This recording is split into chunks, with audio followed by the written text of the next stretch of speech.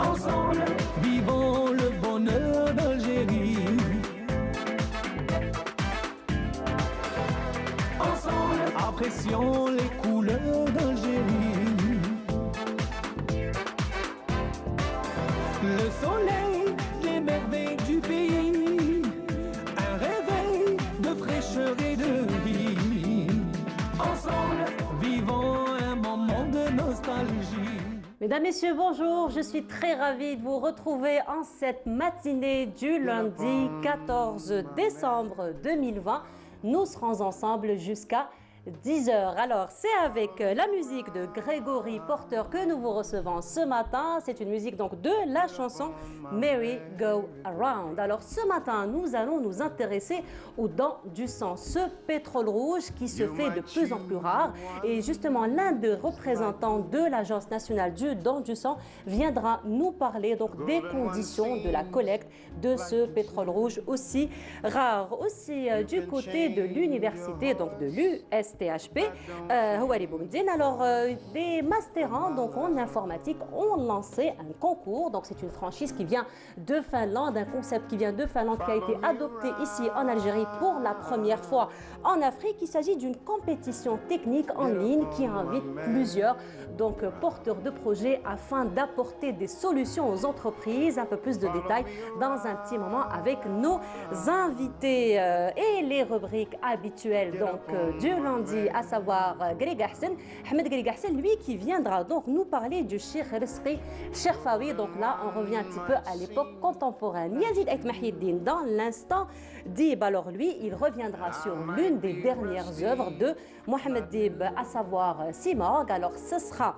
un puzzle regroupant plusieurs genres littéraires et ce sera, on fera le point donc avec Yazid Ait Mahiddin. Et nous terminerons l'émission en compagnie de Mariam Oussaïd dans sa rubrique Coin vert. Cette fois-ci, elle reviendra, elle, sur une herbe aromatique, une herbe aussi qu'on utilise beaucoup dans la phytothérapie, qui est rentrée de toute façon dans les mœurs des habitudes culinaires algériennes. Il s'agit de la verveine. Donc, quels sont les bienfaits de cette herbe aromatique, de cette herbe aussi médicinale? On fera le point en compagnie de Mariam Oussaïd. Voilà un peu pour le menu de ce matin. Mais avant cela, les nouvelles du ciel en compagnie de Amel Laris.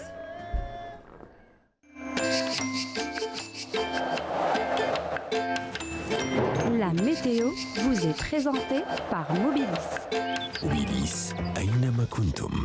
Amel, bonjour. Bonjour. Comment ça va, Amel? Ah bah, vous nous avez manqué. Hein, vous aussi, vous m'avez beaucoup manqué. Mais tu sais, Amel, j'ai beaucoup pensé à toi durant ces derniers 15 jours. Tu sais pourquoi? Pour la pluie. L'orage. Voilà. Je me disais, à chaque fois qu'il pleuvait des torrents comme ça, je disais ça, c'est Amel. Elle est satisfaite. Qui est satisfaite. Ah bah, j'imagine que tu avais fait de la marche pendant ce temps-là. Ah oui. Quand j'ai travaillé, oui. Voilà. J'ai bien marché. Hein. Voilà. De toute façon, moi j'ai bien profité, mais autrement, hein, avec une bonne tisane à la verveine. D'ailleurs, on en parlera tout à l'heure. Là, ici le mec. Alors, donc on a eu une bonne quinzaine de jours, donc on a été de pluie. Voilà, donc on a été bien gâtés par la pluie. Exact. Ça fait quelques jours, donc c'est le retour du soleil. Calmie. Voilà. C'est la calmie. Et ça en attendant l'arrivée d'une autre perturbation. J'espère pendant le week-end. Elle espère, Amel. Hein, donc on insiste. Elle espère. Voilà. Alors donc, ce sera le soleil pour aujourd'hui encore. Ah oui, sur une grande partie du pays. Hein, vous allez le voir. Eh ben, très bien. Alors un peu plus de détails, on t'accompagne. Merci Nour. Bonjour à tous et bon réveil. Eh bien pour aujourd'hui, on aura de la brume en ce début de matinée sur les régions de l'ouest. Puis le ciel se montrera dégagé à partiellement voilé sur pratiquement l'ensemble des régions nord. La moitié sud, eh bien rien à signaler également. Le temps restera dégagé à partiellement voilé vers le sud-ouest, la Sahara, le Nord-Sahara, les Oasis, le Sahara central, l'extrême sud, le Gartassili et le Sahara oriental. Les températures, quant à elles, eh bien seront plutôt agréables pour la saison, avec toutefois un minimum de 14 degrés du côté de Batna, 16 Djelfa, également Constantine, Tiaret, 15 à Al-Beyad, 21 degrés à Alger, 18 à Annaba, 20 degrés à Oran, 22 Béchar, 19 à Biskra, 24 Tamanrasset et Janet, 25 Tindouf, Adrar et Salah, et enfin le maximum toujours à Borj, Bedi Mokhtar et Ingezam avec 32 degrés. La mer, durant cette journée, eh bien, se montrera plutôt peu agitée sur pratiquement l'ensemble des régions côtières, avec des vents qui vont souffler entre 20 et 40 km/h sur les côtes ouest, 15 à 40 km/h sur les côtes centre et 20 à 30 km/h sur les côtes est de secteur est à nord-est. nord-est sur le centre et l'est. Et on termine ce bulletin avec l'éphéméride. Pour aujourd'hui, le soleil se couchera vers 17h33. Et pour plus d'informations, vous avez les sites de Météo Algérie. Passez une excellente matinée avec la suite des programmes sur Canal Algérie et à tout à l'heure midi.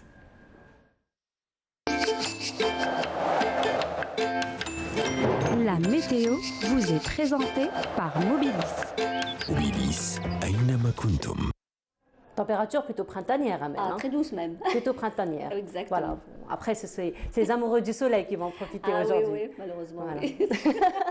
Malheureusement, si j'aime bien l'assistant, malheureusement. En Oui. décembre. Bon, ça va, tu seras gâté durant le week-end. Hein, j'espère que ça va se réaliser. Allez, Inch'Allah, on va prier aussi pour que. De toute façon, on a besoin aussi. Hein, la pluie, c'est la saison aussi. On a bien besoin de vivre aussi les saisons. Exactement. Merci beaucoup, Amel. On te retrouvera tout à l'heure après le journal télévisé du midi, 19h et demain. Merci beaucoup, Amel. Bonne journée. Et voilà, alors on continue donc le programme de cette matinée. Cette fois-ci, ce sera un hommage que nous vous proposons à l'un des membres de la délégation du FLN durant donc la révolution algérienne. Et ce sera avec cette chanson Moulana.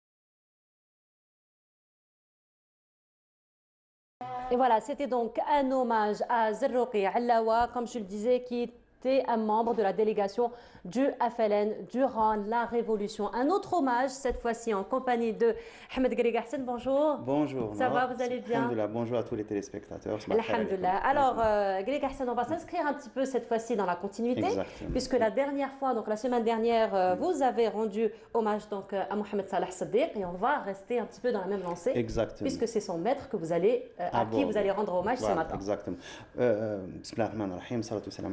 Donc on reste aussi dans la même lancée avec la chanson d'Asra Allawa. Donc on reste dans la même ambiance. On est en plein Kabylie, en plein Jura, chez les Sharfa Bahloul. Donc on a parlé la dernière fois de Cheikh Mohamed Salah Siddiq, qui a lui-même rendu déjà plusieurs hommages à son maître, qui l'a marqué, qui a influencé sa vie. Et là, on revient à Cheikh Mohamed Rizqi Sharfawi ou Rizqi Sharfawi. Donc, je ne sais pas, des fois, on ajoute des... Donc, c'est un descendant d'Ibn al-Qadi, les rois de Koukou. Donc, c'est une lignée, très vieille lignée en Kabylie. C'est une famille d'agriculteurs.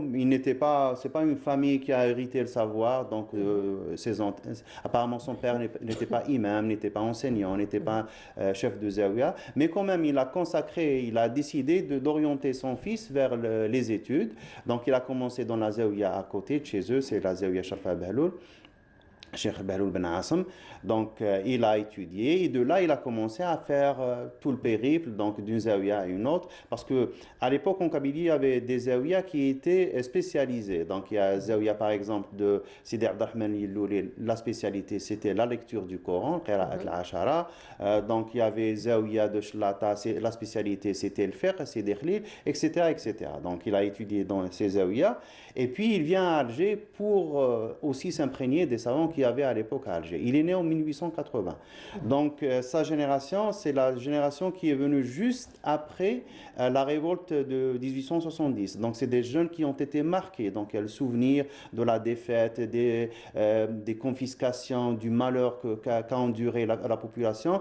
Donc, c'est des gens qui ont été élevés dans ce cadre. Donc, il y avait cette volonté de survie, cette volonté de ressusciter la société. Donc, c'est tout à fait normal que les parents s'engagent. Donc, il y a lui, il y a Cheikh Tayyib Chentir, qui est le père de Cheikh Ali Chentir, qu'on connaît aussi à la radio, à la télévision. Donc, tous ces gens ont été élevés dans ce cadre. Donc, lui, après ses études en Kabylie, il vient à Alger. Donc, on est au début du siècle, 1900, entre 1900 et 1910. Il vient s'imprégner des cours des professeurs qui étaient enseignants à la Madrasa Ta'alibiya, entre autres Cheikh Abdelkader al-Medjawi, il y avait aussi Cheikh Abdelhalim Ismaïa, il y avait Cheikh al-Kamal, il y avait plusieurs enseignants qui étaient à la Madrasa. Mais on dit, il y a quelques historiens qui disent qu'il s'est même inscrit à la Madrasa Ta'alibiya. Je n'y crois pas. Parce qu'après les réformes de 1895, donc il était exigé des élèves qui rentraient à la Madrasa Ta'alibiya d'avoir le certificat de fin d'études. Donc il devait avoir fait l'école française. Ce qui n'est pas apparemment le cas de Cheikh Rizqi Sharfawi. Donc je ne pense pas. Donc c'était tout simplement un étudiant, ce qu'on appelle après un étudiant libre. Donc il assistait dans les doros, dans les mosquées. Et il y avait plusieurs chouyours. Donc comme j'avais dit, il y avait encore Cheikh Ali ibn Haj Moussa, il y avait Cheikh Abdelkader al-Medjawi qui était là, qui a marqué, il y avait Cheikh Bnou Zikri, il y avait plusieurs maîtres comme ça qui enseignaient dans les différentes mosquées d'Alger. Mais justement, dans ce sens, mais ce sont des informations finalement, parce que là on est quand même dans une époque contemporaine, hein, donc c'est pas aussi loin que ça. Donc finalement, est-ce qu'on peut aller dans des recherches un peu plus approfondies pour connaître réellement la biographie, pour connaître réellement l'éducation, on va dire, de Cheikh Rizqi Sharfawi? Je vais vous donner un exemple tout simple. Par exemple, la bibliothèque de Cheikh Mouloud al-Hafidi a été tout simplement brûlée par, par les autorités coloniales pendant la Révolution. Et c'est le cas de plusieurs bibliothèques. Donc, toutes les correspondances de ces mashayikh, toutes leurs bibliothèques, leurs écrits, leurs peut-être autobiographies, des notes qu'ils prenaient, leurs cours ont été perdus. Maintenant, grâce à quelques familles, donc c'est les descendants des élèves de ces chouyours qui commencent à faire sortir ce qui reste des bibliothèques de leurs grands-parents, de leurs grands-pères, de leurs imams. Donc, et on commence à reconstituer un peu le puzzle. Donc, mais on n'a pas de vue générale. Donc, et surtout, on se base sur des témoignages. Par exemple, le témoignage de Cheikh Mohamed Saleh Siddiq, Qui a consacré d'ailleurs un livre. C'est déjà un très bel hommage, bien sûr, en lisant le livre, mais c'est aussi une très bonne idée que tous les chouyours devraient avoir fait pour leurs chouyours. Donc, parce qu'ils les connaissent le mieux, ils les ont côtoyés, ils ont vécu avec eux, ils ont profité de leur savoir. Mais ça n'a pas été souvent le cas, parce que bon, il y a certains qui écrivent, d'autres non. Donc, mais on a au moins ce témoignage de Cheikh Mohamed Saleh. Mais on peut dire que ça reste quand même un témoignage assez authentique du moment qu'il l'a côtoyé de très près. Exactement. Et il a aussi eu le génie de récolter quelques documents, donc les écrits de Cheikh, quelques fatwas à la fin, on peut en trouver. Et c'est quelque chose de très important. Exactement. Ça par exemple, on peut voir. Donc, c'est des écrits de Cheikh et ça reste quelque chose de très important pour la mémoire. Donc, pour la mémoire et du Cheikh, bien sûr, et de l'Algérie, parce que ça fait partie de l'histoire contemporaine de l'Algérie. Et tous ces gens qui ont le travail de ces gens, de leur maître, qui a convergé, parce qu'il y avait un objectif national à l'époque qui était l'indépendance, et tous ces efforts ont convergé vers l'indépendance. Donc, il y a le mouvement national, il y a le Nahda, donc on a ressuscité, il y a l'éveil des Algériens qui a fait qu'il y a eu cet élan qui a conduit vers l'indépendance de l'Algérie. Donc il y a tout ce travail. Donc pour revenir à Cheikh Rizki Sharfaoui, donc d'Alger, il décide de partir en Égypte, mais il n'avait pas le sou.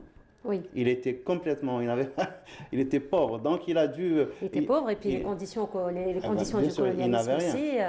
Donc il s'est contenté de voyager dans un bateau qui allait d'Alger à Alexandrie. C'était un bateau de transport d'animaux.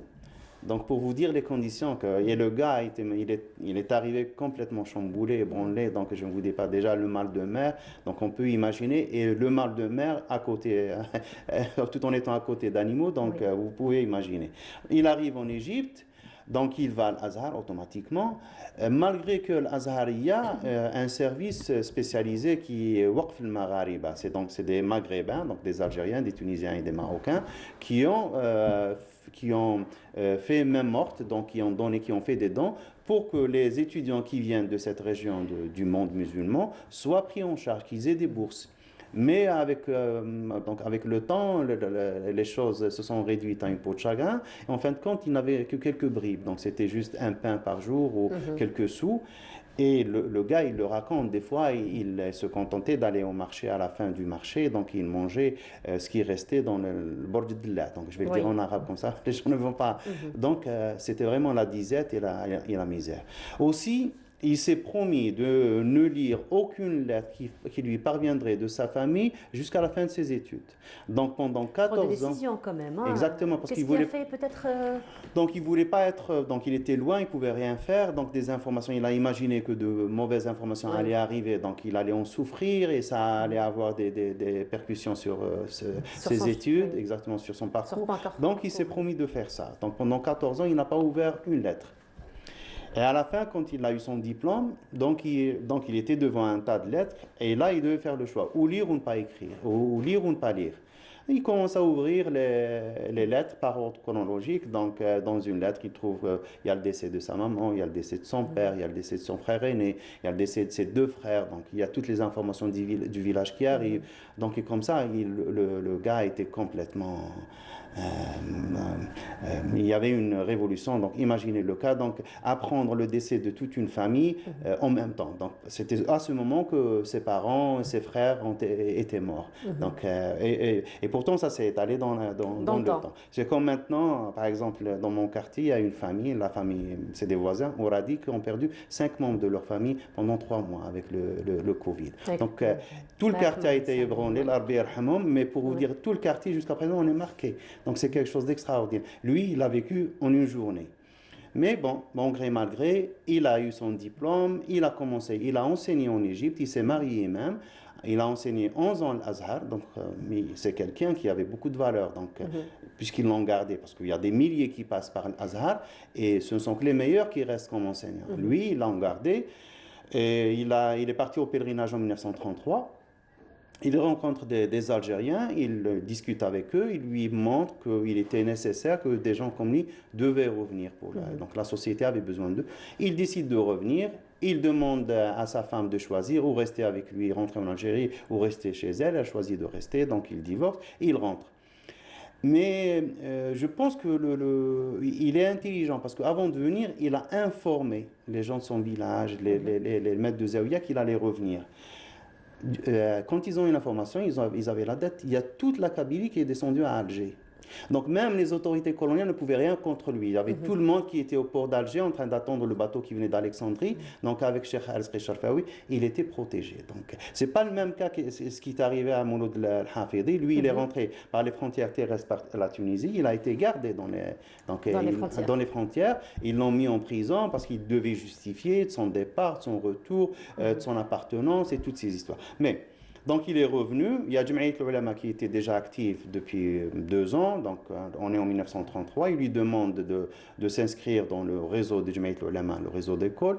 Il refuse bien sûr gentiment parce qu'il avait déjà promis à Zaouia de son village de venir les enseigner. Et puis il commence comme ça une nouvelle carrière d'enseignement en Kabylie. Et c'est là que l'a rencontré Cheikh Mohamed Saleh Siddiq et d'autres, l'Arbi Saoudouni. Il y a plein de gens qui ont étudié, donc c'est des dizaines et des dizaines d'étudiants, peut-être même des centaines.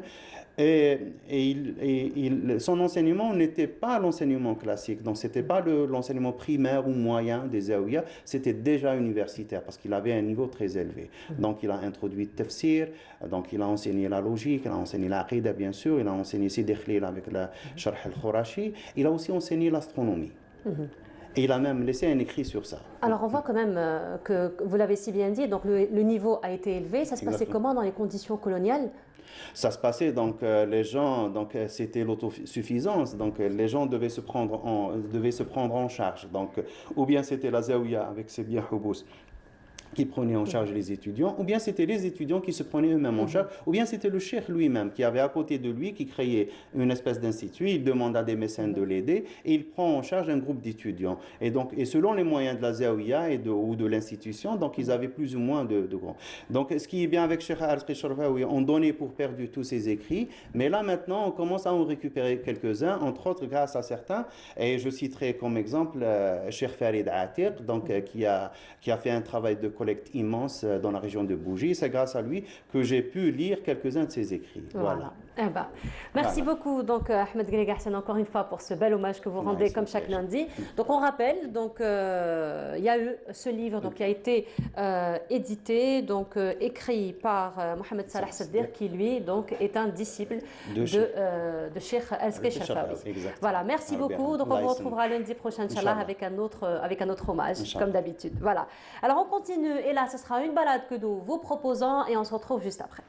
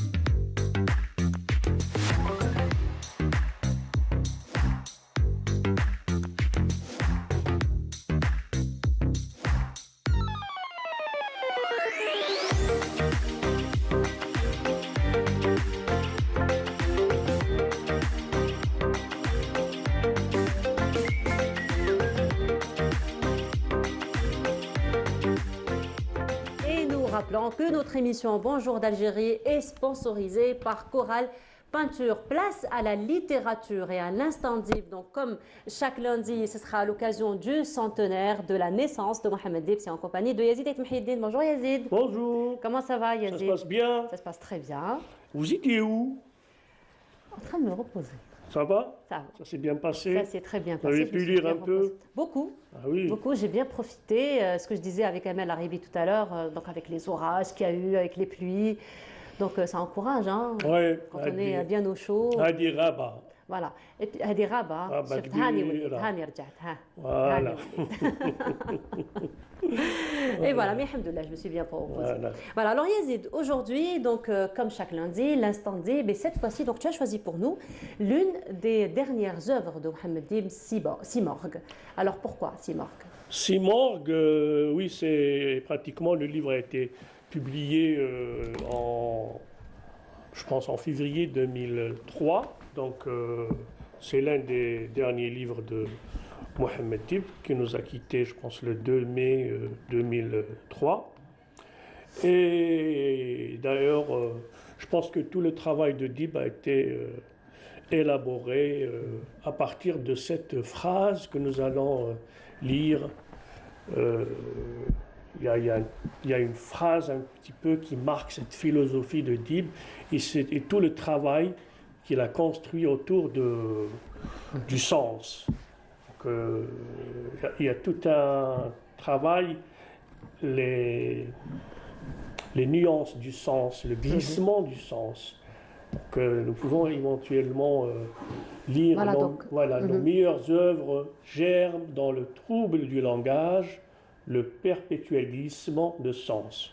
Je pense que toute sa littérature, elle est résumée en fait à travers cette citation qu'on retrouve donc dans ce livre Simorgue. Pourquoi Simorgue?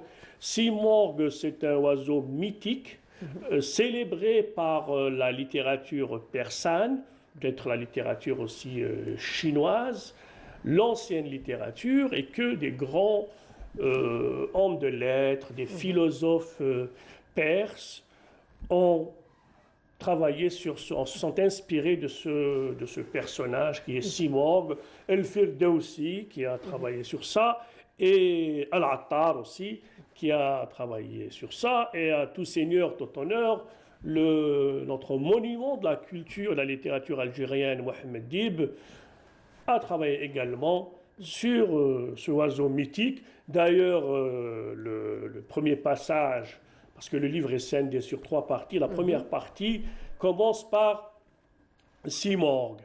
Et en fait, c'est l'histoire d'un oiseau, d'un départ massif de 18 oiseaux donc, qui vont pour rencontrer le royaume de Simorgue. Et en fait, Simorgue, dans un premier temps, faisait partie de cette myriade d'oiseaux.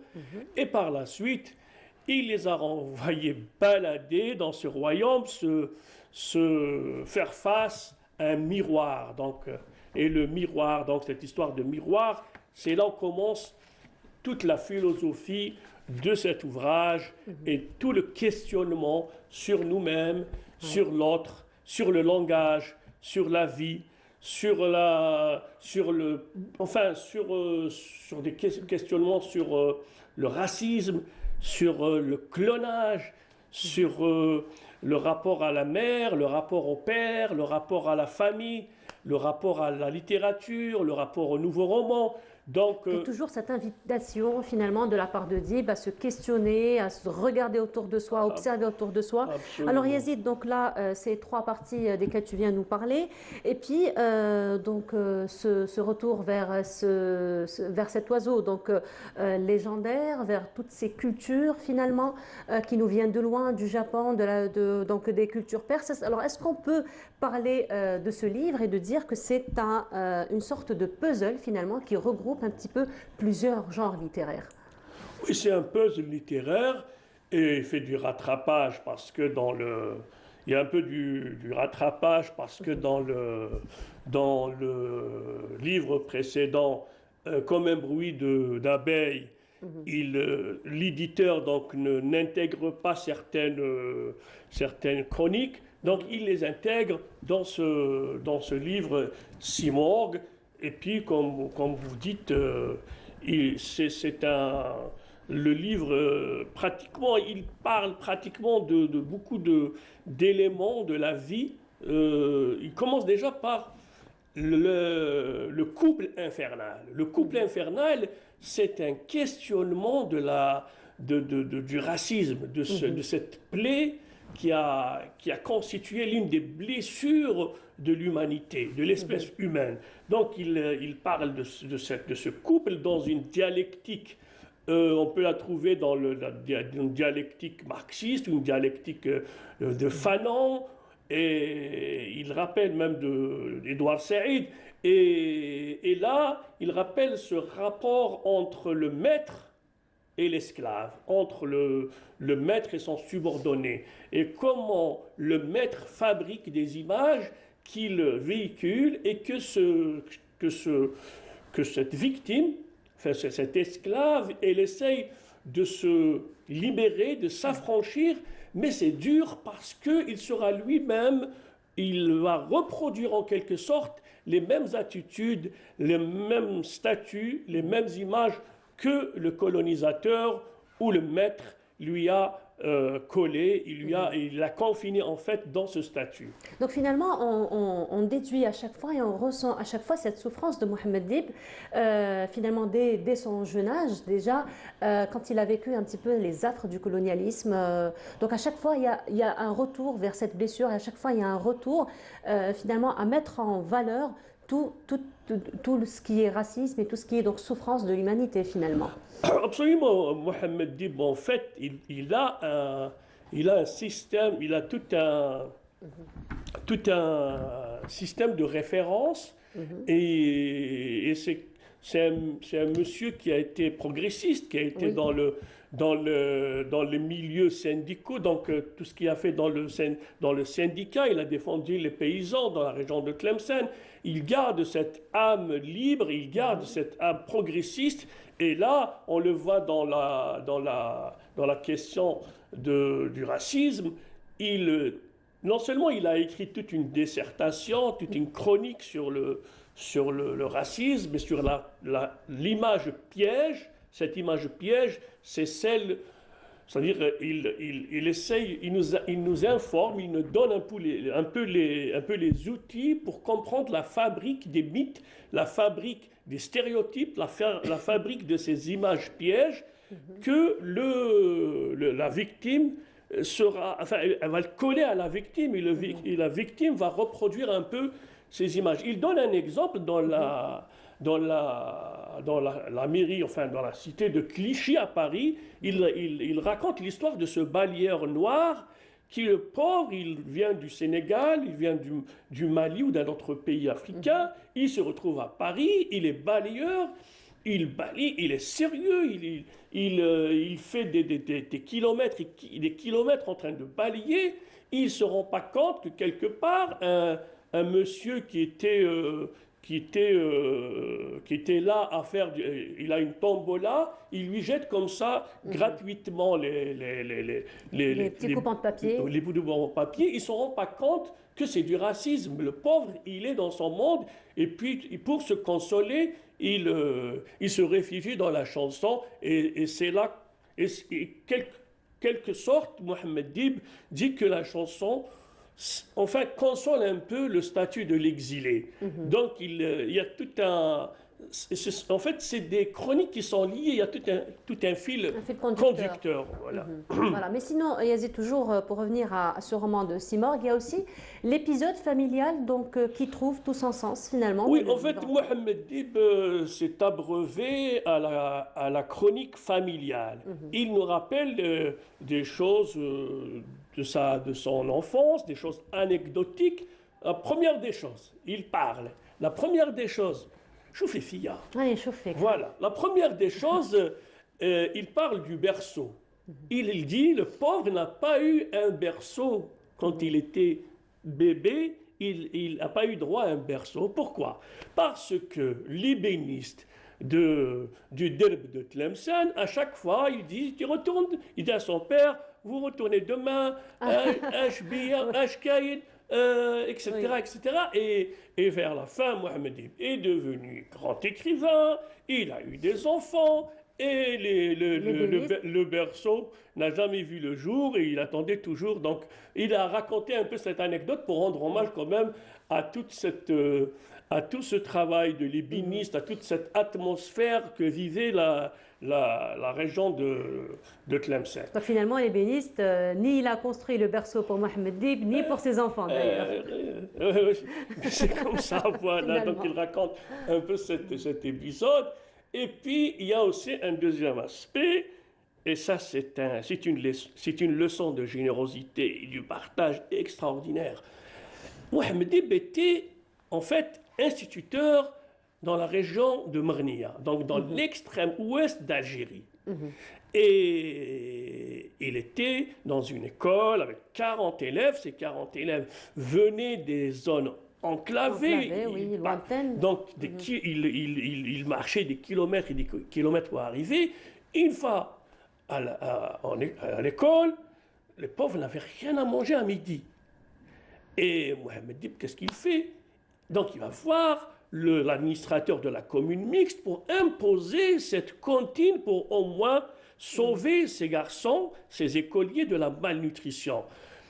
Il arrive quand même à décrocher 3 mois de cantine et après rien. Qu'est-ce qu'il fait? C'est l'intervention de la maman. Donc il fait appel à sa mère. Et c'est sa mère qui arrive et qui règle le problème en faisant donc rouler le couscous. Et puis il parle d'un élément, c'est qu'ils avaient, les pauvres, juste des pois chiches poudrés de sel et de cumin. Mais il a arrivé quand même à donner à manger à ses enfants et à régler ce problème. Et on était quand même dans la période coloniale. Donc non seulement il leur a assuré l'accès au savoir, ce qui est important, en plus, il a quand même sauvé ses enfants de la malnutrition, ne serait-ce un repas par jour. Ne serait-ce qu'un repas par jour. Voilà, ce qui était d'ailleurs un luxe pour beaucoup de personnes durant le colonialisme, il faut le dire. Absolument. Voilà. Et le dernier fait anecdotique, c'est un fait où il rend hommage à ses instituteurs. Donc il avait des instituteurs français qui étaient très gentils avec lui. Il rappelle un peu d'ailleurs son futur beau-père était un instituteur. Mais là, il parle de la femme de l'institutrice et il rappelle que cette femme qui était franco-norvégienne le recevait souvent en lui proposant d'écouter la musique. Mais il rappelle également que Mohamed Dib donc, faisait les 800 mètres d'altitude sur les hauteurs de Tlemcen pour cueillir des fleurs tout en couleur, les anémones. Et il partait les donner quand même à cette enseignante et par la suite, elle lui proposait de la belle musique. Et je vais vous proposer là une lecture dans ce sens et nous allons écouter quand même de la bonne musique. Donc, nous allons... Soigneusement choisi par Yazid. Voilà, je pense que c'est à la page 87. Attends, 85, 86, 87. Voilà.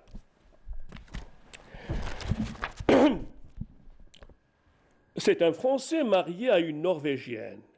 J'allais le voir assidûment chez lui, avec à la main, lorsque la saison le permettait, un bouquet d'anémones, à l'intention de la maîtresse de séance. Le printemps durait plus longtemps dans notre région que partout ailleurs. J'y allais, en fait, surtout pour écouter de la musique. Ils étaient tous deux musiciens. La dame n'hésitait pas à se mettre au piano, sitôt qu'elle me voyait arriver. Mais quelquefois, elle passait des disques. Un jour, elle en a mis un sur le phonographe qui m'a fait une singulière impression. En effet, que vous seuls, mes anémones, me faisiez, c'était, je n'en savais rien alors. La chanson de Solvik, Sni la neige. Toute cette bouffée de souvenirs à la vue d'une vieille lettre armoriée d'anémones sèches. Donc c'était en fait la musique de Slovik, Sne, la neige.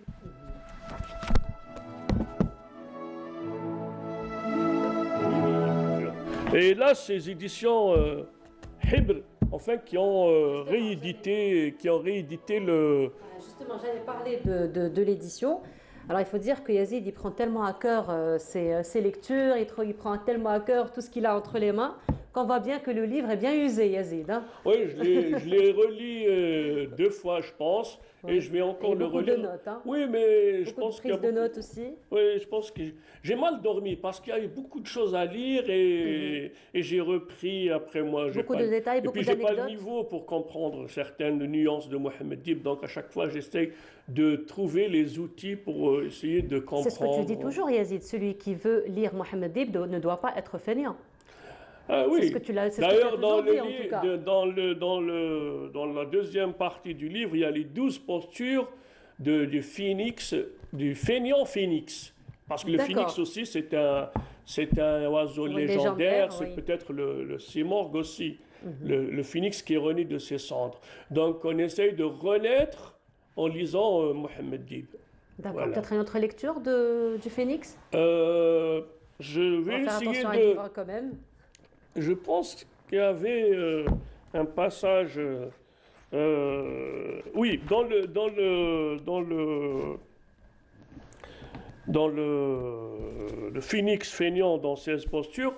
En fait, il fait appel à l'humour et il essaye aussi de travailler une langue à la sauce locale, une langue un petit peu du patois. Il essaye de l'intégrer dans cette par exemple,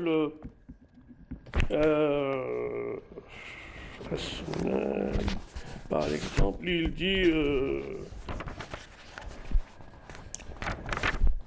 dis-nous la musique qui connaît. Ah, Nassima, dis-le la musique, Nassima. Voilà. Mais je me fais collage. Voilà. Ah, جاية la musique. Voilà. Donc, soigneusement choisi par Yazid, comme à chaque fois. Voilà. Donc, pierre qui mousse n'amasse pas flouze. C'est tout moi, mais à chaque jour suffit sa peine. C'est ainsi mon père sur le plancher. Ce n'est pas moi qui irai faire marcher la planche habillée. Non, non, ce matin, je me suis habillé d'un simple billet de vigne. Tout ce que j'avais, mais de crainte d'être trop à découvert. Je n'ai pas omis de mettre main basse dessus. De toute façon, on aurait été l'opprobre. On n'y aurait vu que du feu.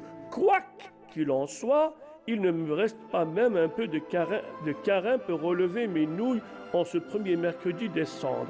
Et encore, heureux, c'est comme Alice, ma meilleure part, je ne tombe pas sur la première andouille venue, parce que, en attendant, nous habitons dans ce boyau de la rue du Boeuf où on ne rencontre pas que des gens bons.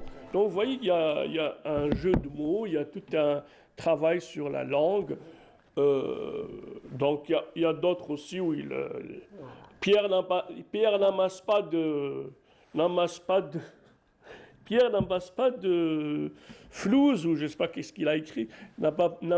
Pierre Frousse n'amasse pas de flouze, un truc comme ça. Voilà. Donc on rappelle que c'était un extrait donc, de l'une des dernières œuvres donc, de Mohammed Dib, Simorgue, que tu nous as présenté aujourd'hui. Et dans ce livre, il rend hommage à 2 grands écrivains algériens, Anwar Ben Malek, qui dit que maintenant le champ éditorial français ne reconnaît pas les grands écrivains parce que fini la carte postale, fini l'Algérie exotique, etc. Mais il y a des écrivains qui écrivent même ils ont écrit sur le peuple héréro. Ils parlaient en fait aussi de l'histoire de la Nouvelle-Calédonie, donc qui a été une source d'inspiration pour l'un des romans de Anwar Ben Malek. Il rappelle aussi une grande écrivaine algérienne, à savoir Assia Djebbar, qui a été en fait gratifiée de tous les honneurs en Allemagne, en Belgique, mais il dit que dans son pays à l'époque, elle n'a pas reçu toute la notoriété, en fait, tous les honneurs qu'il fallait lui rendre. Voilà. Voilà. Merci beaucoup Yazid. Donc on rappelle, c'était Simorgue aujourd'hui, donc auquel nous avons eu droit, et c'était donc dans l'instant Dib à l'occasion du centenaire de la naissance de Mohamed Dib. Merci beaucoup Yazid. Alors on reste quand même avec cette ambiance de générosité, avec cette ambiance donc de don, avec cette ambiance de sauver peut-être l'esprit à travers la culture, à travers la littérature, mais là ça va être une autre forme de générosité, ça va être une forme de sauver des vies, cette fois-ci Yazid. Ah oui, le don pas? du sang. Oui. Le don du sang, effectivement. Nous allons en parler ce matin, mais avant cela, merci beaucoup Yazid, on te retrouvera la semaine prochaine. Merci. Voilà. Il faut rester là, il ne faut pas partir. Hein. Je serai là, voilà. je serai là. On se retrouvera la semaine prochaine, Inch'Allah. Voilà, donc on disait que nous allons parler donc cette fois-ci du don du sang, mais avant cela, ça va être un spot de sensibilisation que nous vous proposons. On se retrouve juste après. Partout dans le monde, des personnes ont besoin de sang. Qui a besoin de sang? Certaines femmes lors de l'accouchement. Les personnes blessées qui perdent beaucoup de sang, par exemple les accidentés de la route, ou certains enfants atteints de paludisme.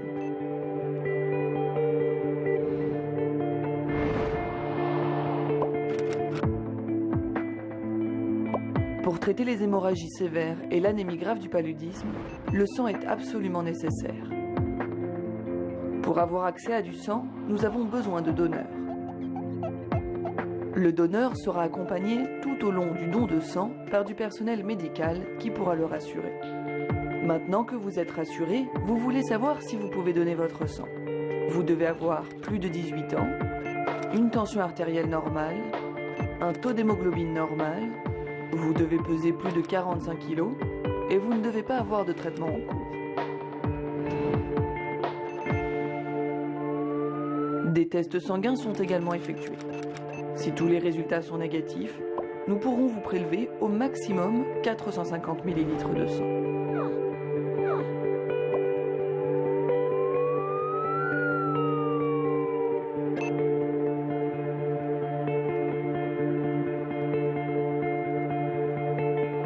Le volume de sang prélevé peut être transfusé à un adulte ou jusqu'à 3 enfants.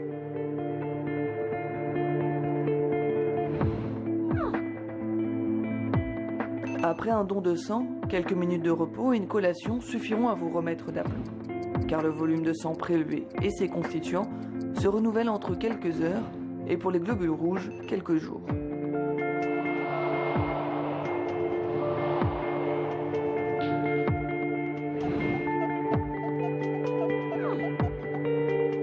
Grâce à votre don, nos 3 patients vont pouvoir bénéficier d'une transfusion qui pourra leur sauver la vie et leur permettre de rentrer chez eux après quelques jours.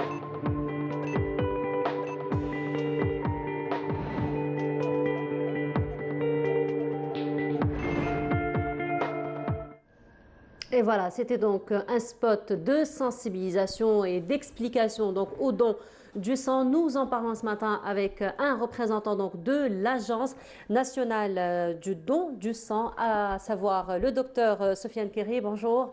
Bonjour. Marhaba Madame. bik. Bonjour à tous les téléspectateurs. Là, marhaba bik. Alors, donc ce matin, on revient encore une fois pour parler de l'importance que vous appelez toujours le pétrole rouge. Tout à fait. Ou l'or rouge aussi. Ou l'or rouge.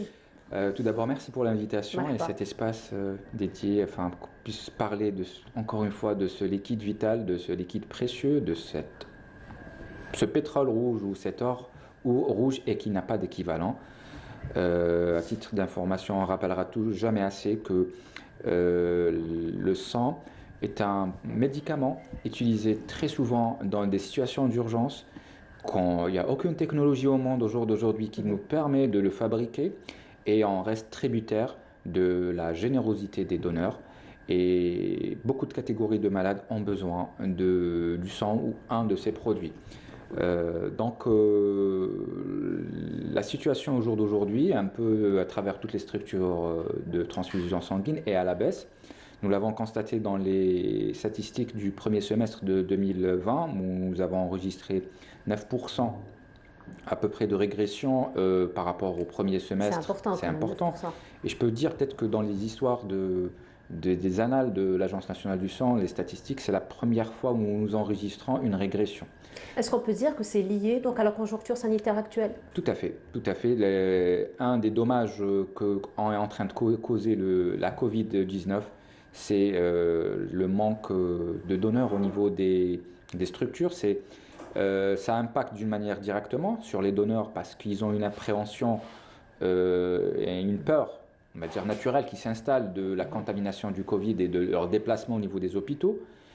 Et secondo, d'une manière indirecte, c'est par l'organisation des collectes où plusieurs lieux de collecte habituels ont été fermés, à savoir les universités, les mosquées, les entreprises, donc tous ces lieux habituels de collecte et qui représentent les 3/4 des lieux de collecte ont été fermés pendant une longue période et jusqu'à présent, pour les universités qui vont réouvrir prochainement, ou pour les mosquées qui ont ouvert tout récemment, avec des conditions bien précises qui ne nous permettent pas pour le moment d'effectuer des collectes. Donc tous ces facteurs se sont impactés négativement, bien sûr, sur les stocks. Et la baisse donc, de ces donneurs va engendrer que les stocks de sang vont baisser et bien sûr les malades les structures de transfusion sanguine et les malades et les parents des malades vont recourir de plus en plus à des dons familiaux, c'est-à-dire que c'est la famille qui va se mobiliser, c'est les copains, c'est les voisins qui vont venir en aide à ce genre, à leurs patients. Et justement, les chiffres aussi en parlent, c'est qu'on a pratiquement 40% lors du premier semestre de 2020, 40% des donneurs étaient des donneurs familiaux. Ils sont venus parce qu'ils ont un proche qui avait besoin de sang. Voilà. Alors, docteur Kyria, est-ce qu'on peut dire qu'aujourd'hui, pour ce qui est donc des campagnes de collecte de sang, donc ça se fait uniquement en ce moment dans les centres de transfusion sanguine au niveau des hôpitaux? Donc, quand on voit aussi dans les statistiques, presque les 3/4 des collectes durant le premier semestre ont été effectuées dans les structures de transfusion sanguine. Le quart a été effectué au niveau de ce qu'on appelle les collectes mobiles, c'est-à-dire en dehors des structures de transfusion sanguine, que ce soit dans un espace public, dans un véhicule ou dans un site qui a été aménagé, des chapiteaux, etc. Alors justement, en parlant des centres de transfusion sanguine, notre collègue Samir Hadjama s'est déplacé donc, à l'une de ces structures donc, de transfusion sanguine qui se trouve au niveau de l'hôpital CHU de Bni Messous. Je vous propose de voir ce reportage et on se retrouve juste après. Primordial, pire, vital, la vie d'une personne est souvent suspendue à celui qui voudra bien faire un don de sang. 2020, une année exceptionnelle tristement. Les dons de sang ont malheureusement baissé. Les raisons, le professeur Nekal nous en parle. Il est difficile pour nous parce que d'habitude, il y avait des campagnes et les gens connaissent, il y a des camions qui sillonnent un petit peu les villes pour que les gens puissent donner du sang. Donc c'est nous qui allons à la rencontre des donneurs de sang, mais maintenant, et à cause de cette pandémie, il est difficile. Donc on attend les donneurs au niveau des centres de transfusion sanguine, quel que soit le centre de transfusion sanguine. On était aux alentours de 4500, parfois jusqu'à 5000 dons par trimestre. Eh bien, il y a une baisse notable et on le ressent. C'est extrêmement difficile. Pourtant, le chef de service hémato de l'hôpital de Bni Messous rassure. Il n'y a pas plus de danger à attraper le Covid-19 à l'hôpital que dans le transport en commun ou dans un mariage. Au mois de mars, on ne connaissait pas très bien, mais on a lu, il y a des papiers, il y a des communications, des publications qui ont été faites sur le risque chez un donneur de sang, pas pour lui, mais pour celui qui va recevoir le sang de ce donneur. Est-ce qu'il y a un risque de transmission? Il n'existe pas, il a été démontré qu'il n'y a aucun risque. Donc, et il y a déjà eu des communiqués de l'Agence nationale du sang, donc un élément officiel, une structure officielle de notre ministère de la Santé, disant qu'il n'y avait aucun risque. Donc, les donneurs de sang ont exactement les mêmes précautions qu'on prend avant Covid, pendant Covid et après le Covid. C'est pour ma sœur, un membre de la famille, un proche. Voilà ce qui pousse beaucoup de donneurs à réagir, souvent dans l'urgence.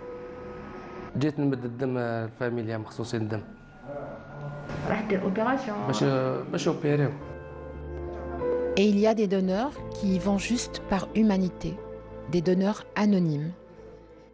فولونتير متطوع انا متطوع من 2015 واليوم مديت une plaquette c'est-à-dire مديت حق 10 عباد هذا واش قدرنا نمدوا حنا نمدوا لي بلاكيت نقدروا الدم ولا قدرنا حاجه واحده اخرى ان شاء الله اللي عزيزه علينا نزيدوا كلوه كل حاجه والله غنمدها.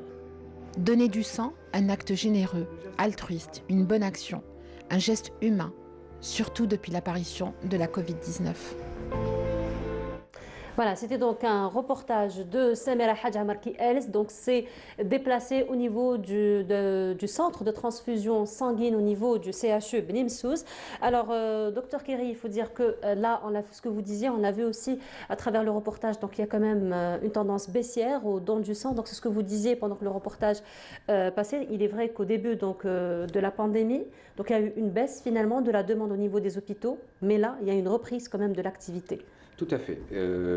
En début de la pandémie, en mois de mars, d'ailleurs l'Agence nationale du sang avait créé à l'époque un comité d'experts pour donner des recommandations et des mesures à prendre pour justement apporter, dans le but d'apporter des pratiques pour assurer une sécurité pour le malade, enfin pour les donneurs, pour les malades et pour l'équipe médicale, le staff médical et paramédical. Et dans la batterie de recommandations que nous avons émises, il y avait aussi de déprogrammer tout ce qui n'était pas, tout ce qui était froid, tout ce qui était une chirurgie qui n'était pas urgente. Mais depuis le mois de août, septembre, il y a eu une reprise de l'activité hospitalière, donc la demande, elle repart justement à la hausse. Entre-temps, il y a des cas qui ne peuvent pas attendre. Et tout à fait, il y a des urgences, et il y a beaucoup des cas qui ne peuvent pas attendre et le besoin en sang se refait, la tension sur le sang se fait sentir. Je rajouterai aussi que par rapport à ça, que, comme je disais en introduction, que c'est un produit qui n'a pas de substitut. C'est un produit que, pour dire les choses d'une manière réelle et d'une manière nue, si je peux me permettre, c'est que ce produit, s'il n'est pas disponible, eh ben le malade il est entre la vie et la mort. C'est sa vie qui est en risque. On n'a pas de substitut ou quelque chose qui va pouvoir remplacer le sang et qui va pouvoir le substituer. Donc la vie des malades est liée à cette poche de sang. Je peux citer une catégorie de malades, c'est les malades, les bêta-thalassémiques ou les drépanocytaires qui ils ont une pathologie au niveau de leur sang et leur vie est rattachée à une poche de sang. Et ils sont transfusés d'une manière régulière, c'est-à-dire chaque 15 jours, chaque 3 semaines, voire chaque mois. On rappelle, docteur Kéri, que le sang ne peut pas donc, se conserver et donc vous avez besoin de donneurs donc, régulièrement. D'une manière permanente, d'une manière régulière et permanente. Pour justement approvisionner d'une manière régulière les structures de transfusion sanguine. Voilà, merci beaucoup, docteur Kéri, d'avoir été parmi nous ce matin. Encore une fois, de lancer ce message percutant et important et urgent, surtout par rapport au don du sang. Merci beaucoup et on vous souhaite beaucoup de courage. Merci. Donc je rappelle, docteur Sofiane Kéri, vous êtes médecin et vous êtes le représentant donc de l'Agence nationale du don de sang. Et donc là, on reste un petit peu comme avec la conjoncture sanitaire actuelle. Alors docteur Kéri, j'imagine que vous savez qu'il y a des applications en ce moment, donc depuis le déclenchement de la pandémie. Donc beaucoup de jeunes, beaucoup de start-up ont vu le jour et il y a eu des applications justement qui ont été proposées à la population afin de s'informer sur la Covid-19 et c'est un sujet qui a été réalisé par Riles Eid Hamoula. Le recours aux technologies numériques dans la lutte contre la Covid-19 s'est imposé à travers le monde. De nombreux pays utilisent les applications mobiles en vue d'établir une cartographie épidémiologique. Localiser, tracer les sujets contacts et les alerter, un moyen pour casser les chaînes de contamination. Reste que pour certains gouvernements, ces applications de traçage n'ont pas atteint l'objectif escompté. Il y a des choses qui ont été faites par le ministère de la Santé, mais c'est beaucoup plus pour des tableaux de bord, pour pouvoir récupérer l'information et pouvoir savoir où est-ce qu'il faut aller, où est-ce qu'il y a des malades. L'application de traçage nécessite de l'information et c'est une information assez sensible, puisque ça nécessite l'information de la personne donc, qui a été touchée par le Covid, mais aussi de tout ce qui est autour, donc de toutes les personnes qui sont autour. Donc ça nécessite une coordination entre le gouvernement et les opérateurs mobiles. En Corée, ça a bien marché. Voilà. Mais c'est des informations que, et parce que je ne sais pas exactement comment que cela s'est fait, mais ça avait l'air de marcher, surtout au niveau, ça a marché au niveau de la première, du premier confinement, et du second confinement. En Algérie, comme partout ailleurs, et en raison de cette crise sanitaire, nous assistons à l'apparition d'applications mobiles créées pour répondre à une variété de besoins de la société. Que cela soit pour le domaine de la santé, de l'enseignement ou encore le commerce, ces applications offrent à certaines activités une seconde vie et leur permettent de continuer à exister, tout en comblant les lacunes des établissements et structures impactés par le coronavirus. C'est vrai que la Covid a posé énormément de problèmes pour le monde entier. C'est une pandémie qui a posé le problème. Mais elle a permis l'émergence vraiment d'entreprises algériennes, start-up et entreprises algériennes qui ont permis de faire des applications, qui ont permis d'aller vers ce e-commerce qu'on attendait depuis une vingtaine d'années. Il y a un mindset qui a changé. Que ce soit au niveau de la population, ou que ce soit au niveau des gestionnaires, ou que ce soit au niveau du gouvernement. C'est-à-dire que c'est vraiment toutes les strates de notre pays ont compris cette chose. Le développement des applications mobiles est donc en plein essor. Selon une récente étude menée par Consumer Lab, 4 Algériens sur 10 utilisent leur application plus de 30 fois par jour.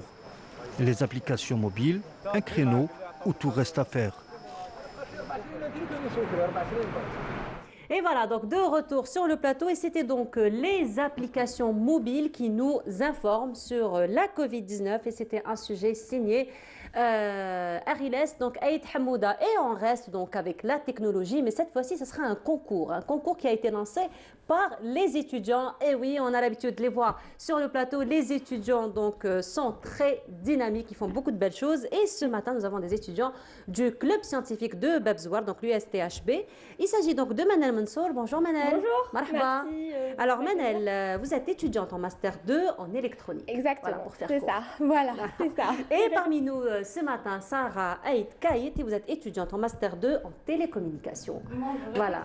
Marhaba bikoum. Merci beaucoup. Alors Merci vous êtes beaucoup. toutes les deux donc étudiantes en master 2. Vous faites partie donc du club scientifique de l'USTHB. Exactement. Il n'y en a pas un seul. Il n'y en a pas un seul. Il y en a plusieurs, donc je sais que chaque faculté a son club. Exactement. Mais vous travaillez quand même en collaboration, hein, vous faites beaucoup de belles choses ensemble. Oui. Voilà. Ça nous Et arrive là, de donc travailler vous ensemble. revenez avec un très beau concept. Donc c'est la première fois donc que ce concept est adopté en Algérie. Exactement. Nous avons réussi à l'amener cette année justement pour la première Vous fois. l'avez ramené de loin. Hein. Oui, de très loin en fait, de l'autre bout de la terre. C'est un concept Ah, et de finlandais. l'autre bout de la Méditerranée. Pour ne pas aller au l'autre bout de la Allez, terre. bon, d'accord. Ah, c'est loin. Mais non, c'est loin. Non, c'est loin. Elle insiste, Manel. Non, c'est loin. Non, c'est Vous avez loin. raison de le défendre. Hein. Vous êtes bien battu pour. Exactement, parce qu'on est parti le chercher, on y a participé avant d'avoir l'aval pour l'organiser, etc. D'ailleurs, on a pas mal de prix venant justement de cette organisation-là, de différentes villes du monde, parce que c'est international et ça s'organise un peu partout, dans toutes les plus grandes villes du monde. Donc, on a été au Japon, à Tokyo, on a été à Séoul, en Corée du Sud, on a été à Singapour.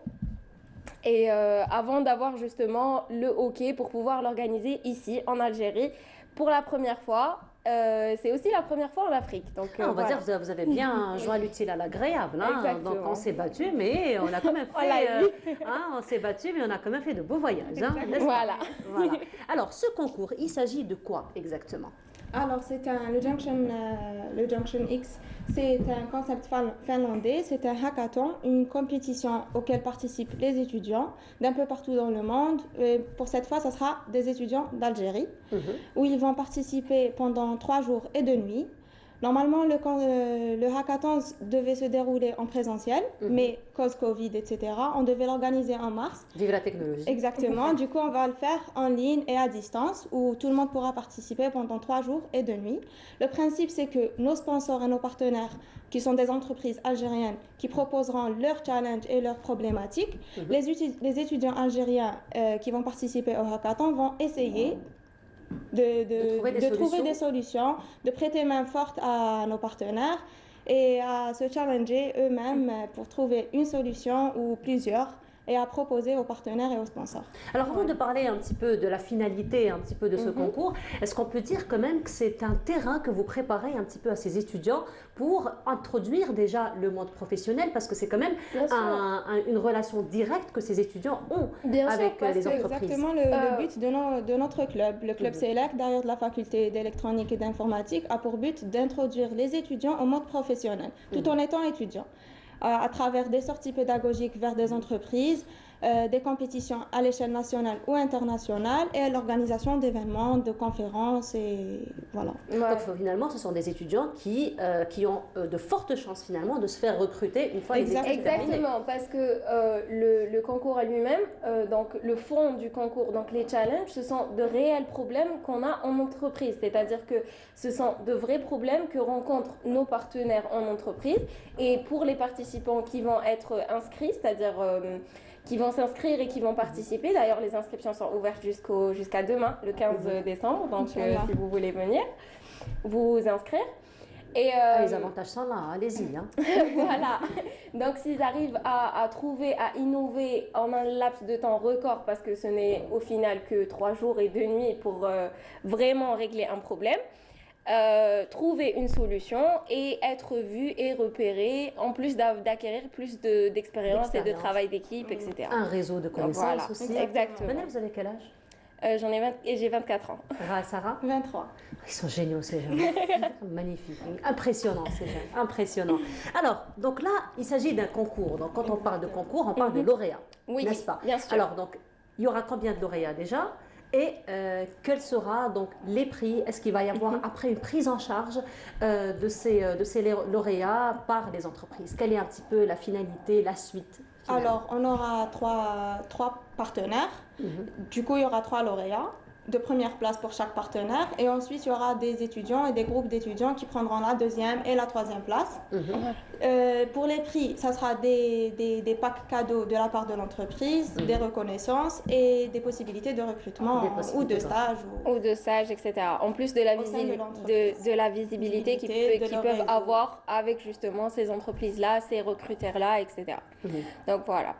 Alors, il faut dire que c'est un concept que vous avez importé, que vous avez imposé, que vous avez réussi à ramener donc de très loin. Manal insiste que c'est de très loin, n'est-ce pas? Alors, justement, alors vous êtes jeune, 24 ans, 23 ans, Allah Ibarak, donc c'est quand même déjà pour vous, le concours lui-même, il est un challenge déjà, avant même de venir au concept lui-même, au principe lui-même.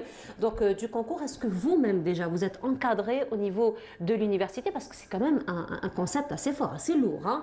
Donc, est-ce que vous êtes vous-même encadré ou ce sont des initiatives que vous faites vous-même? Comment ça se passe pour vous? En fait, pour l'encadrement de l'université, nous avons comment dire, l'encadrement global, c'est-à-dire le local, les enseignants qu'on peut consulter à n'importe quel moment.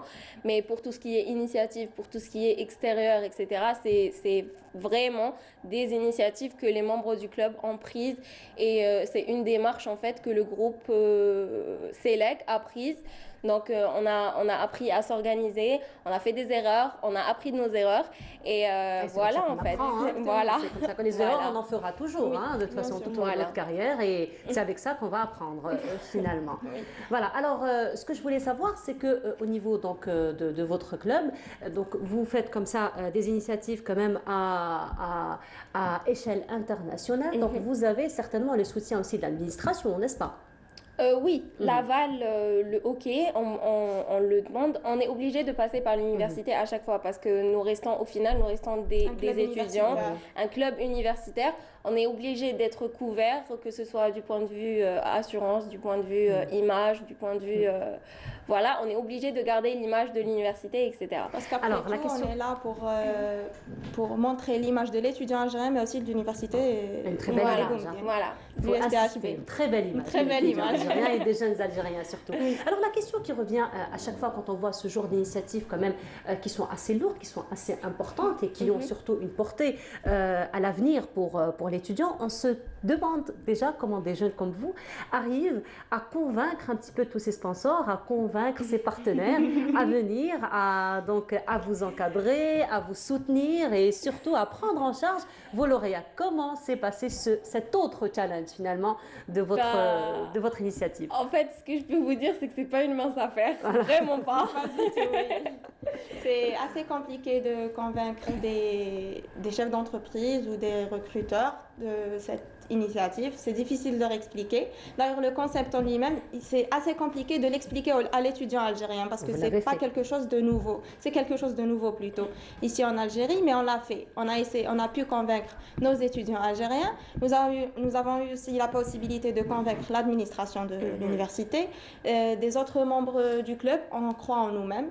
Tout d'abord, on a l'appui de l'un et de l'autre. Ça y est, elle a tout dit. Voilà. Elle a dit le mot magique, on croit en nous-mêmes. On C'est le croit mot en magique. nous-mêmes, exactement. C'est le mot magique, Oui, oui, effectivement. Quand on exactement. y croit, on y arrive. On y arrive. Du coup, l'aide de l'un d'entre nous, on se déplace en groupe ou deux personnes vers une entreprise, on explique le concept. C'est beaucoup de travail d'équipe, c'est beaucoup de complémentarité, j'ai envie de vous dire.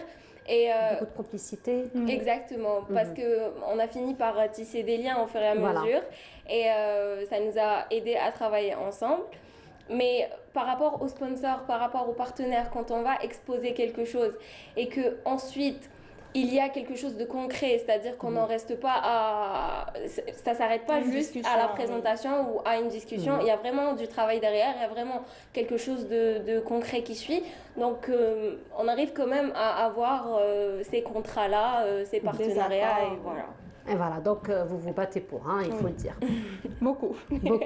Mais vous réussissez, c'est la chose la plus importante. Exactement. N'est-ce pas, vous réussissez. Quel a été, donc là c'est pour les partenaires, mais quel a été un petit peu l'engouement déjà, parce que c'est demain, vous avez dit que c'est le dernier jour donc des inscriptions, mais entre-temps vous avez ouvert quand les inscriptions? Il y a 4-5 jours de cela. D'accord, alors 4-5 jours, donc vous avez déjà assez de recul. Donc qu'est-ce qu'on va dire, qu'est-ce que vous pouvez nous dire sur l'engouement des étudiants, l'intérêt qu'ils ont pour cette compétition par rapport au nombre d'inscrits? En fait, comme c'est en ligne, le en ligne, il a beaucoup d'avantages finalement parce que toutes les wilayas peuvent s'inscrire. Il n'y a pas cette contrainte de transport, voilà, exactement, d'hébergement, etc. Voilà. Du coup, c'est tout le monde qui est...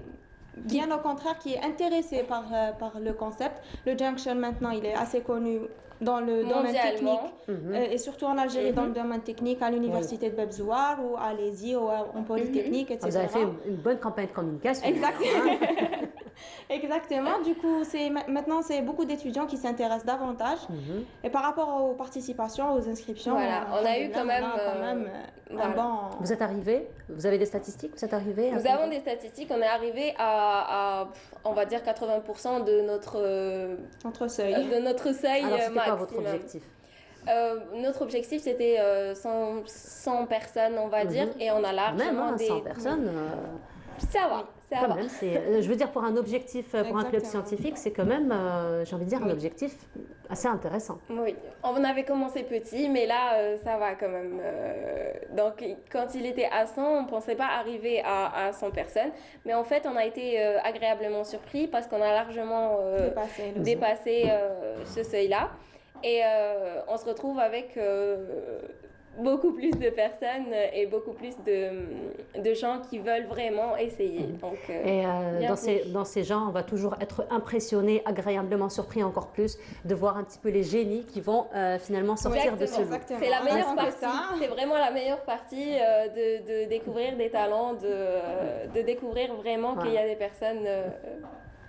Voilà, alors pour finir, on va encore rappeler que c'est demain le dernier jour d'inscription. On s'inscrit à quel niveau? On s'inscrit sur la page Junction X Algiers, la page Facebook, la page Instagram et sur la page du club SELEC de l'université de Bebzouar. Très bien, donc on rappelle que c'est demain le dernier jour des inscriptions. Allez-y, il y a beaucoup d'avantages. Le concours est prévu pour quelle date? Le 24, 25 et 26 décembre. Eh bien, Inch'Allah, vous reviendrez pour nous parler de votre palmarès. Pourquoi pas? Inch'Allah. Voilà, merci beaucoup les filles d'avoir été parmi nous ce matin. Je vous félicite pour tout ce que vous faites, c'est magnifique. Et puis on vous souhaite beaucoup de succès, beaucoup de courage et une très belle continuation. Et ici, vous êtes chez vous, vous voulez, quand vous voulez, faire votre campagne de communication, bien que je sais que votre campagne, elle est très positive. Hein, voilà. Alors je rappelle, Manel Mansour, vous êtes étudiante en Master 2 en électronique, donc à l'USTHP. Sarah Aït Kaït, vous êtes aussi donc étudiante en Master 2 en télécommunication, toujours à l'USTHP. Voilà. Merci beaucoup les filles d'avoir été parmi nous ce matin. On vous souhaite une agréable journée, beaucoup de réussite. Voilà. merci. Alors, ce sera une pause musicale que nous vous proposons en ce moment avant de retrouver donc Mariam Oussaïd qui nous parlera. La verveine, vous aimez les tisanes? Les tisanes. Oui, les tisanes. Voilà, très bien. Alors, nous allons en parler dans un petit moment, connaître les vertus de la verveine. Mais avant cela, pause musicale en compagnie de Yousra. Et on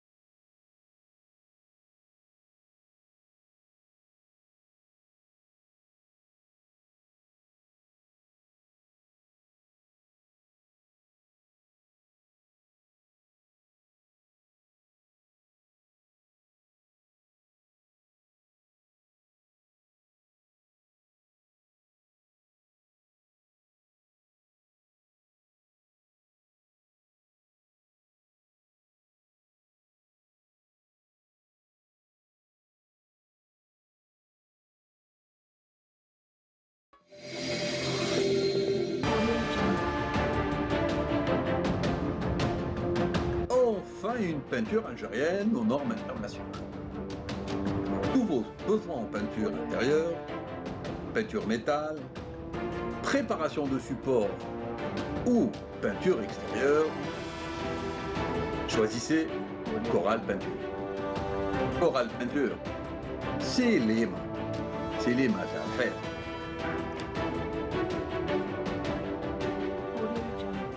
Et voilà, donc on rappelle que notre émission est sponsorisée par Coral Peinture. Alors en ce moment, comme je vous le disais en début d'émission, nous allons parler un petit peu de quelque chose qui nous accompagne pratiquement dans nos fêtes, dans nos soirées, mais surtout quand on est malade, quand on prend froid. Il s'agit des tisanes et c'est avec Mariam qu'on en parle. Mariam, bonjour. Bonjour Nolhouda. Ça va Mariam? Oui, tranquille. Alors aujourd'hui, on est bien gâtés. Ah oui, aujourd'hui, je vous ai gâté.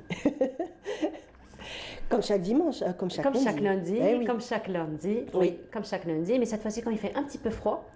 Il a fait froid surtout ces derniers jours. Voilà, ces derniers jours, donc surtout quand... Alors, on l'a vu ce matin avec Amel, ça va s'adoucir durant la journée, on va avoir des 21 degrés, quelque chose comme ça. Ah oui, des températures plutôt douces, mais quand même, la matinée est un peu froide, et là, Mariam nous a concocté quelque chose de bien chaud. Eh oui, donc on va parler de la tisane la plus populaire. La plus populaire. Donc, qui est la verveine. Voilà, donc je parle de la verveine aujourd'hui parce que, étant donné comme pendant l'hiver, on aime bien un petit peu se réchauffer le soir, boire quelque chose de bien chaud, c'est généralement dans nos habitudes. Mais ce qu'on ne sait pas, c'est que c'est vrai que sur le moment, ça nous détend, ça nous fait du bien, mais ça fait aussi du bien à notre corps parce que sous son petit air de petite tisane bien odorante et très agréable, en fait, elle a énormément de vertus. La verveine, elle sent bon. L'odeur. Oui. Et puis l'odeur. C'est vraiment un délice. Citronné, ça a quand même une odeur qui se rapproche justement de tout ce qui est vert, de tout ce qui est herbe aromatique, tout ce qui est herbe médicinale, mais on ressent quand même cet arrière-goût très citronné. Exactement. Et pourtant, ça n'a rien à voir avec les agrumes. Non, absolument rien. Donc, on l'appelle la verveine citronnée. Il faut savoir qu'il y a énormément de variétés de verveine, mais celle-ci, il y a la verveine officinale qui, elle, n'est pas odorante. On l'utilise aussi en médecine et en tisane, mais en fait, on va dire qu'elle n'a pas autant de succès que celle-ci, puisque celle-ci a fini par conquérir le monde. On la voit partout. Effectivement, elle est rentrée dans on va dire dans toutes les maisons, et aussi elle est même rentrée dans l'art culinaire, puisqu'il faut savoir qu'il y a des grands chefs qui l'utilisent en cuisine. Mais nous, on l'utilise dans notre petite cuisine, donc généralement le soir avant de dormir, on se fait une bonne petite On peut se faire une exception et la prendre la matinée. Oui, exactement. Puisque Myriam nous a préparé une verveine bien chaude. Je te sers? Oui, je veux bien. Allez. Voilà, donc je l'ai préparé ce matin. On va se faire une bonne tisane ce matin. Oui, ça va nous faire du bien, ça va nous réchauffer. Donc, ce qu'il faut savoir sur la verveine, c'est que, en fait, c'est au XVIIe siècle qu'elle a fini par arriver en Europe, puisqu'elle est originaire des Andes. Donc, c'était une plante qui poussait à peu près à 2000 mètres d'altitude, mais on a réussi à l'acclimater et maintenant, elle pousse, on va dire, parfaitement bien dans tout le bassin méditerranéen. Donc, elle pousse chez nous sous toutes les latitudes. C'est la tisane la plus populaire, c'est celle qui est la plus consommée dans le monde. Bien entendu, juste après, il y a la menthe, qui est aussi très consommée. Mais chez nous, en fait, on va dire que, allez, il y a d'abord la menthe qui est un petit peu en première place, et juste ensuite, il y a la verveine qui arrive plutôt quand il fait plutôt froid. C'est là où on va vers cette tisane. Ce qu'il faut savoir aussi dans le houda, c'est que c'est un excellent digestif. Donc quand on la prend, ça aide à la digestion. Il faut savoir aussi qu'elle a quelques propriétés sédatives, c'est-à-dire qu'elle va nous aider à s'endormir, sans compter beaucoup d'autres oligo-éléments, d'autres aussi nutriments qui la composent et qui font du bien pour notre corps. Et pour la santé surtout. Et pour la santé. À ta santé. On va la goûter. Donc moi, personnellement, dans le houda, je la préfère sans sucre. Moi aussi d'ailleurs, je la prends sans sucre, elle est excellente. Voilà. Mais bon, pour les enfants, on ne va pas leur faire subir de boire une tisane sans sucre. Ils peuvent la prendre sucrée, mais naturellement, avec du miel, pourquoi Exactement, pas. avec du miel, ça serait encore mieux. Il faut savoir que les enfants, généralement, n'aiment pas les tisanes, n'aiment pas tout ce qui est un petit peu amer. Donc vraiment, cette verveine, cette tisane-là, est vraiment adoptée par les enfants. Mais ça reste quand même une question d'habitude pour les enfants. Donc si on les habitue très tôt à prendre des tisanes, après, ça va rentrer un petit peu dans leurs habitudes. Oui, effectivement, c'est vrai. Dès qu'on leur fait goûter, on essaie le plus tôt possible de leur faire goûter les tisanes et sans sucre. En fait, au fur et à mesure, donc leur palais s'habituera à la boire sans sucre. Et c'est très bien aussi de commencer par la verveine, puisqu'elle a un goût quand même exceptionnel. Exactement. Voilà. Alors, Myriam, la question peut-être que je voudrais poser et qui me revient à chaque fois, même moi, quand je prépare de la verveine à la maison, je me pose la question, mais je n'ai pas vraiment cherché. Je vais profiter de ta présence. Alors, la verveine, on la sèche toujours, donc on ne la prend pas forcément fraîche comme on fait, par exemple, avec la menthe ou avec les autres herbes. Est-ce qu'il y a un secret particulier ou on le fait juste pour la conservation? Non, en fait, on le fait juste pour la conservation, parce que quand même, pendant toute l'année, on essaie c'est pas tout le monde qui a un petit arbuste de verveine chez lui. Effectivement. Donc, de préférence, on la fait sécher, et en fait, elle garde pratiquement toutes ses propriétés. Elle a des propriétés qui sont vraiment, on va dire, qui sont gardées quand on la sèche. Il faut savoir aussi qu'il y a la méthode de séchage. Généralement, les professionnels, quand ils font sécher cette verveine, ou à peu près, on va dire, toutes les plantes qu'on fait sécher, c'est toujours à l'abri du soleil, dans des endroits secs et tout. Donc, voilà. Mais bon, il n'y a pas vraiment une grande différence. On peut l'avoir sur son balcon. Ce qu'il faut savoir, c'est que la verveine est un petit arbuste, donc c'est pas un arbre immense. Pour les gens qui n'ont jamais vu d'arbre de verveine, c'est un petit arbuste très, on va dire, qui est petit, qui ne dépasse pas les 1 mètre. On peut très bien l'avoir donc sur son balcon et à chaque fois aller prendre quelques feuilles pour la simple et bonne raison que c'est un arbuste qui garde ses feuilles. Donc ça a des feuilles permanentes. Donc toute l'année, on peut profiter de ces feuilles. Voilà, alors maintenant on va parler du mode de préparation. Donc alors on sait que les herbes, on les prépare différemment.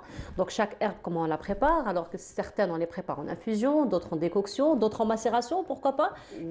Qu'en est-il donc pour la verveine? Alors pour la verveine, étant donné que c'est une feuille, ce qu'on fait, c'est que généralement on fait une infusion, de préférence une infusion. Donc ce qu'on fait, c'est qu'on mettra dans une petite théière quelques feuilles de verveine et ensuite on mettra de l'eau frémissante dessus. Voilà. C'est pour garder toutes ces propriétés. C'est exactement ce que tu as fait. Voilà. Alors normalement, un concept très intéressant donc, c'est de la assez théière. sympa, oui. Surtout pour laver ensuite. Voilà, donc on a juste à retirer le petit filtre et on a la tisane. Donc, elle est juste là, donc tu as mis toutes les feuilles ici et donc tu as mis de l'eau chaude. Et on met de l'eau chaude dessus. En infusion. Ça s'appelle une infusion et on fait ça généralement pour toutes les plantes qui ont des feuilles.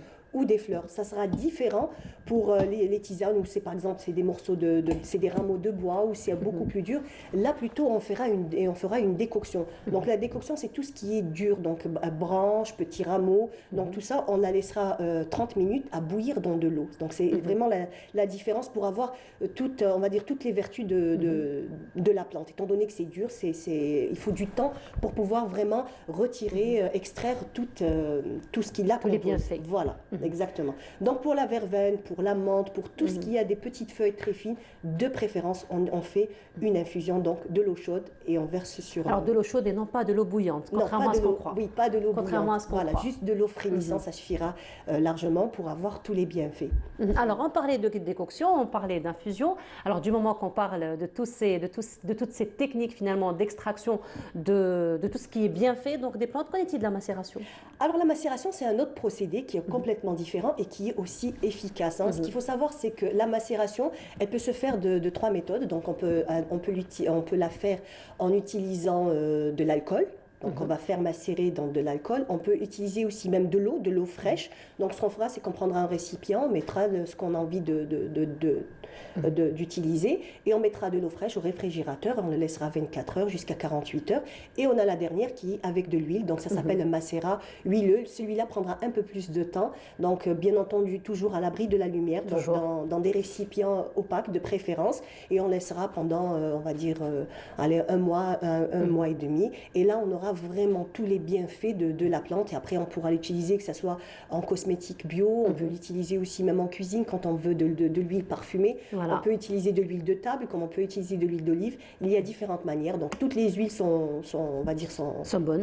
Voilà. C'est tout dépend de ce qu'on a envie finalement d'avoir comme nutriment, d'avoir comme avantage. Exactement. Je connais même certaines personnes en fait qui utilisent les pépins de figue de Barbarie, étant donné que on sait très bien que l'huile essentielle de figue de Barbarie coûte excessivement. Figue de Barbarie, on dit que c'est le fruit miracle. Ah oui, c'est le fruit miracle par excellence. Donc son huile est connue dans le monde entier. Elle coûte des prix. C'est l'huile la plus chère, Mariam? Oui, c'est l'huile la plus chère au monde. Donc il faut savoir que ici en Algérie, elle peut arriver jusqu'à 80 000 dinars le litre. Donc c'est vraiment énorme. Donc ce qu'on fait, on a toujours de bonnes idées. Il y a toujours des personnes qui réfléchissent. Donc ce qu'ils font, c'est qu'ils prennent les graines de figue de Barbarie et ils font des macérations. Étant donné que c'est quand même un procédé fastidieux, il faut avoir du matériel pour extraire. Donc ce qu'on va faire, c'est que tout simplement, on va le mettre dans de l'huile d'olive, on va fermer le bocal, le laisser 1 mois à 2 mois de préférence et après on aura tous les bienfaits des pépins de figue de Barbarie. Voilà, mais en attendant, donc d'attendre la macération, nous avons l'infusion tous les soirs de la verveine. Voilà. Merci beaucoup Mariam. Merci et puis merci surtout pour la verveine bien chaude cette matinée. Merci beaucoup Mariam. Donc on te retrouvera lundi prochain, toujours avec une autre découverte, comme à l'accoutumée. Merci Mariam. Donc voilà, nous arrivons au terme de notre émission. Merci beaucoup de nous avoir suivis. Ça a été un plaisir de vous accompagner durant cette matinée. Donc je vous souhaite une très agréable journée. Au revoir.